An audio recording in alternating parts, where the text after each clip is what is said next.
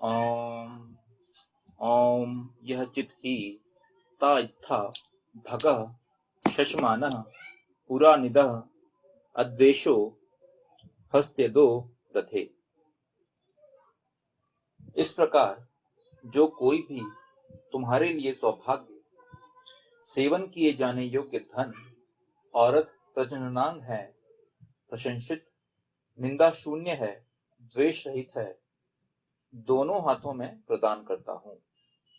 यह ऋग्वेद के प्रथम मंडल के 24वें सूक्त का चौथा मंत्र लिया गया। और वही चीज अगर आप देखोगे सचिन में और कामली में, सचिन के अंदर बिल्कुल भी ईगो नहीं। वो आज भी देखोगे तो one of the humblest cricketer बोला जाता है, बहुत हम्बल, डाउन टू अर्थ। ऐसे लोग ही आगे बढ़ते हैं, आगे जाते हैं। तो ये सब चीजें आपको समझने की आवश्यकता है कि कैसे हम इस चीजों से को समझ के वेद को समझें। इस चीजों से ये जो एग्जाम्पल है, इनके थ्रू आप वेद को समझ सकते हैं। तो यहाँ पे पहली चीज आ गई, सौभाग्य की बात आ गई, जो हम भागा की बात कर रहे थे। कुछ लोग होते हैं जो भाग्य को नहीं मानते। आज की दुनिया में ऐसा, कुछ लोग तो बहुत करते हैं कि भैया टैलेंट हो या भाग्य है, किस्मत है, ये इसको बहुत ज्यादा लोग करते हैं कि यार किस्मत वाला है वो, जो कि बिल्कुल भी इस चीज को नहीं मानते, वो भाग्य को नहीं मानते। वो सिर्फ और सिर्फ मानते हैं कि कर्म, जो हमारे कर्म है उनके हिसाब से मानते हैं। तो ऐसे जो लोग हैं जो भाग्य को नहीं मानते, तो कर्म पे करते हैं, उसके लिए यहाँ पे सेकंड चीज हो जाती है। वो बात यह है कि दूसरा जो भागा का मीनिंग है वो ये है कि सेवन किए जाने योग्य धन, औरत, प्रजनन। मतलब क्या? आज की डेट में अगर मैं देखूं, आज की डेट में आपके लिए, किसी एक इंसान के लिए सबसे इंपॉर्टेंट चीज क्या है? तो वो ये बोलेगा कि भाई मेरा फिजिकल वेलनेस अच्छा हो, मेंटल वेलनेस अच्छा हो, और मैं फाइनेंशियली बहुत स्ट्रांग हो रहा हूं। आज की डेट में हर किसी की यही चाहत। वो यही चाहेगा कि यार भाई अपना स्वास्थ्य अच्छा रहे, मैं स्वस्थ रहूं, फिट रहूं, मेंटली पीसफुल रहूं, और मेरे पास पैसा अच्छा हो। ये चीज हो गई, दैट्स इट। तो आप ये सब चीजें प्राप्त कर सकते हैं वेद पे आसन करते हुए। तो जो भगा का जो दूसरा मीनिंग है वो यही बताना चाह रहा है। वो क्या बोल रहा है कि ईशान के आज्ञाकारी को जो भी धन संपत्ति प्राप्त हो वह धर्म सम्मत और वैध मार्गों से प्राप्त होनी चाहिए। इस हेतु किसी का हक मारना, किसी को लूटना, अन्याय, अत्याचार करना, किसी का दिल दुखाना आदि कार्य ना किया जाए। लोग उसकी प्रशंसा करें, कोई उसकी निंदा ना करे, ना ही उससे इस कारण कोई द्वेष रखे।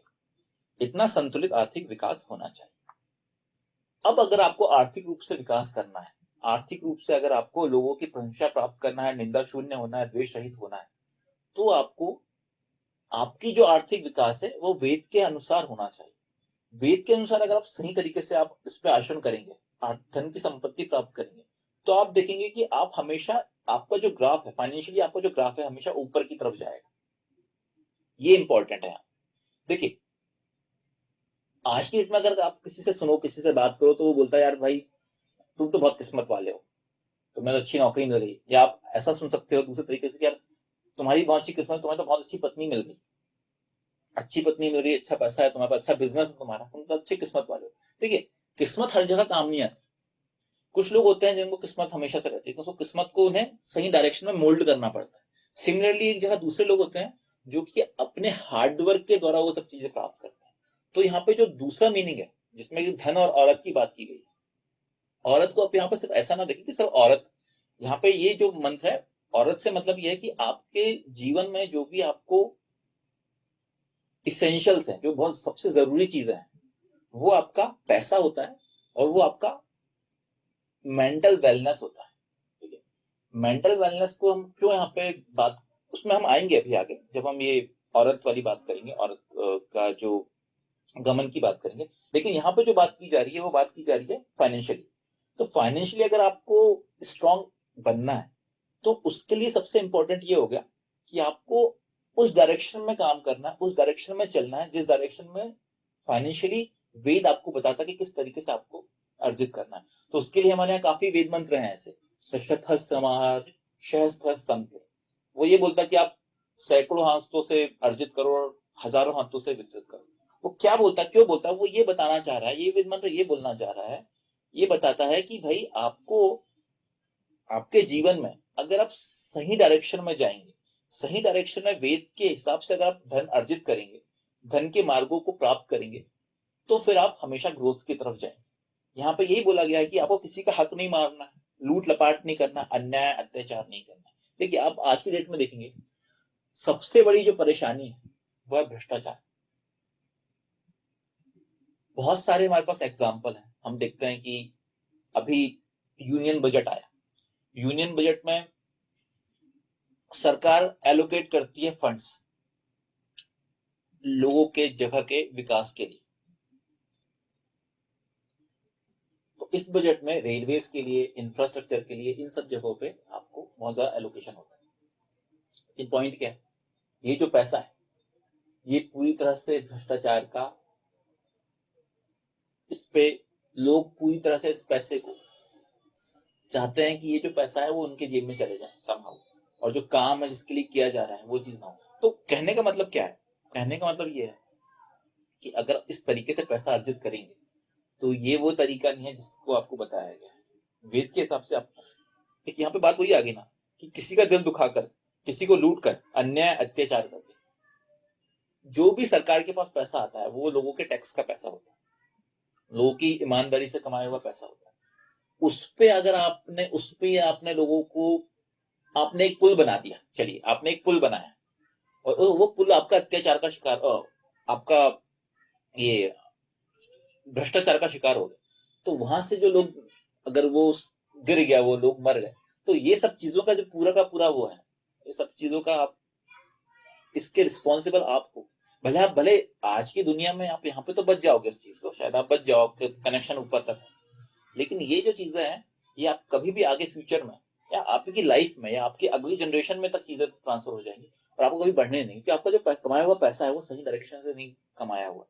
तो ये यहाँ पे ये बात बोली जाती है कि आप जो धन का अर्जित करें, धन अर्जित करें, वो धन अर्जित वैध मार्गों से करें, वेद के बताए हुए मार्गों से करें। देखिए वेद कभी किसी को मना नहीं करता कि भाई आप पैसा मत कमाओ, लेकिन वेद एक रिस्ट्रिक्शन ये लगाता है कि ये जो रिस्ट्रिक्शन हम बात की है, ये रिस्ट्रिक्शन है कि आपको सही तरीके से उनको अर्जित करना है। गलत तरीके से अगर आप करेंगे इसमें तो फिर आप कभी भी आगे नहीं बढ़ पाएंगे। तो बात वही आ जाती है कि आपकी प्रशंसा के लिए आप कभी नहीं, ये जो पूरा वेद मंत्र है वो यही बताया गया है कि जो भगह है, भगह किस तरीके से होना चाहिए, भगह होना चाहिए वेदानुसार, और उसमें लोगों की प्रशंसा, निंदा नहीं होनी चाहिए और द्वेष नहीं होना चाहिए। ये पूरा इट्स ऑल अबाउट, ये पूरा मंत्र का यही मीनिंग। भगह का जो मीनिंग है वो तीन तरीके से बताया गया। हमने जो बात किया पहला था सौभाग्य, और दूसरे जो दो मीनिंग है वो है धन और औरत। तो धन की हमने बात कर ली कि धन को किस तरीके से प्राप्त करना है। तीसरा है औरत। औरत मतलब क्या, यहाँ पे औरत का मतलब वो नहीं है, औरत प्रजननांग का प्रयोग, औरत गमन भी प्रशंसित होना चाहिए तथा उसकी कोई निंदा ना करे, ना ही कोई द्वेष करे। वह किसी प्रकार यौन शोषण, बलात्कार अथवा अगम्यागमन ना करे।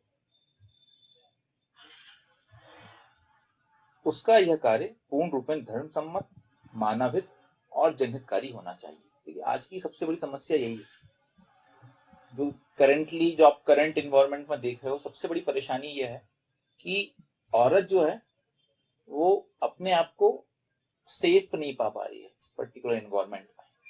आज की डेट में इतने सारे रेप के प्रॉब्लम्स और ये सब चीजें आ रही हैं, इसका रीजन ये है कि सही तरीके से आचरण नहीं किया जा रहा है वेद के हिसाब से। देखिए जिसको आप वेद, मैं तो बोल रहा हूँ कि चलिए ठीक है आप वेद के हिसाब से भी आचरण नहीं करते, लेकिन आप इंसानियत के हिसाब से तो आचरण कर सकते हैं। आप ये बोल सकते हैं हमको तो नहीं पता भाई वेद में क्या लिखा है, लेकिन इंसानियत तो हर किसी के अंदर है। इंसानियत ये बताती है कि इंसानियत आपको कभी भी, हमारे यहाँ जो प्रचलन रहा है वो हमेशा से रहा है कि इसमें औरत के पास ये हक हुआ करता था कि वो अपना पार्टनर डिसाइड करे, और आपको एज अ मैन, अगर हम बोलते हैं कि आप अपने अंदर की मर्दानगी दिखाना चाहते हैं, अगर आप बोलते हैं कि मैं बहुत बड़ा मर्द हूं, तो आप अपने आप को उसके जैसा एलिजिबल बनाए कि ताकि आपको औरत पसंद करे। हमारे यहाँ स्वयंवर का सिद्धांत रहा करता था पहले, और आज की डेट में भी वही होना चाहिए। आज की डेट में क्या है, आज की डेट में एक और होता भी है काफी जगह, जो लोग समझदारी से विवाह करते हैं उसमें ये कि औरत डिसाइड करती है कि मुझे मेरा पति कैसा होना चाहिए, या औरत के साथ साथ उसके लड़की के जो फैमिली वाले होते हैं वो डिसाइड करते हैं। ये सही तरीका है। अब पॉइंट क्या है, अगर पुरुष इतना सक्षम बन सकता है कि वो औरत उसे चूज करे, उसे सेलेक्ट करे, तो उस अगर वो बनेगा तो आप उसके थ्रू एक जो अगली जनरेशन जाएगी, या उसके अंदर, इंसान के अंदर, पुरुष के अंदर का जो पौरुष है वो सही डायरेक्शन में जा सकता है। क्योंकि देखिए, बात घूम फिर के वही आती है, बात घूम फिर के ये आती है कि इंसान का होना अच्छा जरूरी है। आज की डेट में प्रॉब्लम क्या है, लोगों के अंदर मानसिक रूप से इतना ज्यादा गंदगी भरी हुई है कि ये जो प्रॉब्लम है इसके रीजन यही है। बलात्कार हो गया, यौन शोषण, अगम्य गमन, ये बहुत आजकल की बहुत ही ज्यादा कॉमन प्रॉब्लम हो गई है। इनसे बहुत ज्यादा समाज को परेशानी हो रही है और इसका सॉल्यूशन किसी के पास नहीं। आप कितने ही बड़े कानून लगा दो, लेकिन इससे कोई डर नहीं पा रहा है।